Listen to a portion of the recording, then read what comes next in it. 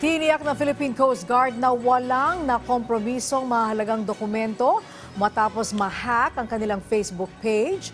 Hanggang sa ngayon ay hindi pa rin kontrolado ng PCG ang kanilang Facebook page, kung saan taliwas sa mga aktibidad nila ang nakapost dito.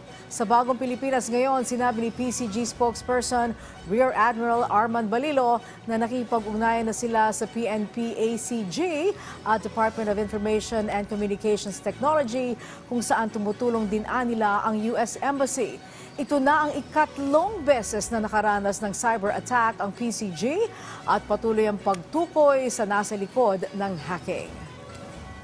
Puro movie clips naman itong mga inilalagay niya at pero may mga quotations, pero sa tingin namin ay parang isang ordinaryong talagang nanghahack lang ito at napagtuunan lang po talaga yung Facebook page ng Philippine Coast Guard.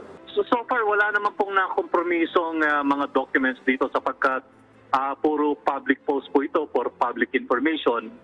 At ang pinangambahan lang po natin dito ay mag-post po ng mga alanganin, malaswa at mga misinformation na baka makita ng mga nagpapalo dito at akala nila Coast Guard na nag-post po nito.